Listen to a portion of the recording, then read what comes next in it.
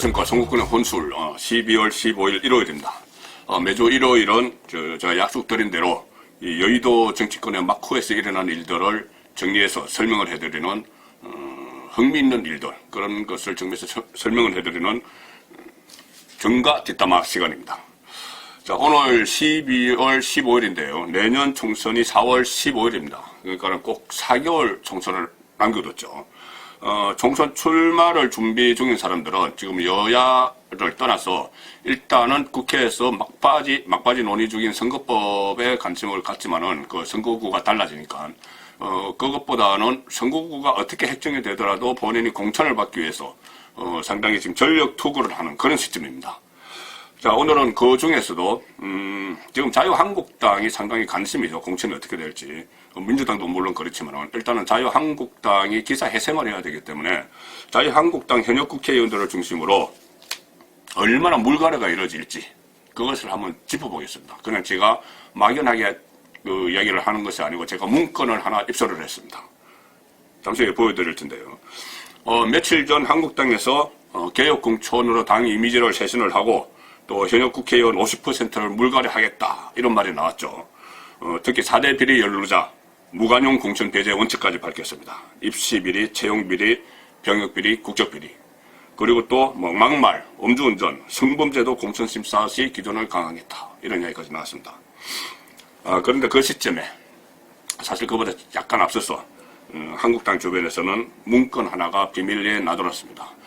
물론 이른바 총선을 앞두고 살생부라고 불리는 문건들은 상당히 여러 종류가 이 국회 주변에 놔둡니다. 제가 일전에 한번 소개해드린 적도 있습니다. 그런데 제가 지금 입수한 이 문건은 일단 먼저 제가 전부를 보여드리지 못합니다. 잘 보이실지 모르겠습니다. 제가 전부를 보여드리지는 못하고 제목은 자유한국당 제20대 국회의원 물갈이 대상 분석 이렇게 되어 있습니다. 제목이 가로 열고 예상 이렇게 되어 있고요. 여기 보면은 그 순서대로 뭐 이원명 국회의원 이름, 그 다음에 선수 뭐 초선이나 재선이나 삼선이나 있고 선거구가 있고 문제, 그래서 문제점이 있습니다. 이 문제점을 적고 끝에 물갈이 여부 이래서 동그라미 친 쪽은 이제 물갈이 대상이라는 이야기죠.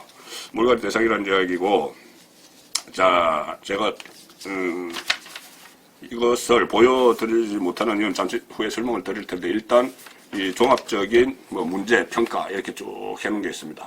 이 문제점 이렇게 해서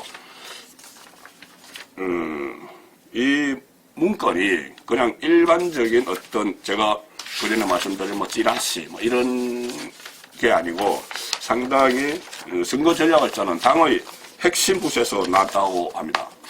그래서 만일 외부로 이것이 유출이 되면은 엄중한 책임을 묻겠다 이런 말이 당 안에 있었다고 하고 특히 물갈이 대상이 된 인물, 이 인물들이 제가 발표에 들어서 이름이 나가면은 법적 책임도 질 수 있다.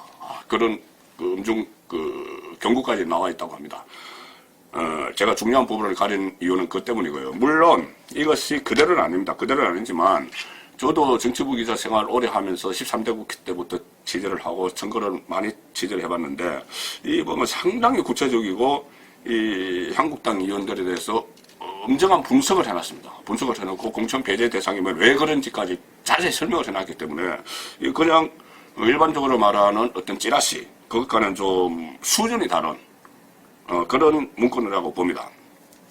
자, 이 문건을 기준으로 하면은 지금 20대 한국당 국회의원 중에서 선거법 또는 정치자금법 위반으로 국회의원직을 상실한 사람이 6명입니다. 여기도 그 명단이 다 들어가 있습니다. 이유까지 다 되어 있어요. 엄영수, 이군현, 이완영, 이우현, 최경철, 황영철 6명이 상실했고 현재 현역 한국당 현재 기준으로 108명입니다. 108명의 국회의원인데 이 중에서 7명이 불출마 선언을 했습니다. 이 불출마 선언한 이유도 다 되어 있는데 뭐 김무성, 김성찬, 김세연, 김용태, 유민봉, 윤상직, 조훈현 이렇게 7명은 불출마 선언을 했기 때문에 101명, 101명이 다음 재출마를 하겠다는 의사가 있는 거죠. 그런데 이 살생부에 따르면 이 문건에 따르면은 물갈이 여부에서 동그라미 친 것을 쭉 제가 세어보니까는 54명입니다. 54명. 그러니까 한교안 대표가 언급한 50% 물갈이보다도 조금 높죠. 자, 이 상황에서 101명 중에 53명이니까. 자, 공천 배제 이유를 살펴보면은, 여러 가지 다양한 배제 이유가 나옵니다. 자, 진박 공천을 받았다. 지난 총선에서 진박. 또 진박 논란이 있었죠. 그 다음에 고령이다. 나이가 좀 많다. 영남 3선. 또 허약한 지역 기반. 각종 비리 연루. 거구 성향. 이런 이유도 있고, 제가 보니까 또 하나, 눈에 띄는 것이 전 정권의 장관을 지냈다.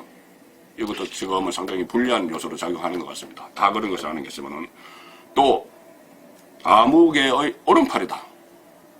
자, 그래서 이것이 보면은 특정 계파에서 뭐 만든 것일 수도 있는데, 어쨌든 제가 쭉 보니까는 상당히, 구체적으로 연구를 많이 한 문건입니다. 그래서, 이 문건대로라면은 현역 물갈이 폭은 50%를 훨씬 넘게 됩니다. 왜 그러냐면은, 당 지도부가 지금 101명 중에서 나머지 47명에게 공천을 주려고 해도 도전자가 생기겠죠. 그럼 경선을 해야 됩니다. 경선을 해서, 물론 경선하지 않고 뭐 전략지역으로 선정을 할 수도 있지만은, 그렇게 되면 또 반발이 일어나기 때문에, 몇 개의 선거구는 경선을 안 할 수가 없습니다. 그렇게 되면 또 현역 중에서도 낙마하는 수가 있겠죠. 자, 그렇게 되면 결국 21대 국회에서 한국당 현역 국회의원 중에서 살아남을 의원들은 극소수입니다. 당초 예상보다 상당히 교체폭이 클 걸로 보입니다. 이 문건을 제가 찬찬히 보니까 상당히 설득력 있는 내용들이 많이 있습니다. 그렇기 때문에 제가 그렇게 말씀드리는 겁니다. 그리고 이제 문제는 그 자리에 누구를 채울지가 되겠죠. 근데 제가 며칠 전에 말씀드린 대로, 그 자리를 채우는 일이 상당히 중요합니다. 개혁 공천을 넘어서 생존 공천을 해야 됩니다. 생존 공천을 하는 방법은 제가 뭐 몇 가지 말씀드렸었지만은, 지금 당에서 그것을 고민을 해야죠. 생존 공천을 해야 된다는 대원칙에서 공천을 해야지 한국당에는 미래가 있습니다. 송국근의 혼술이었습니다.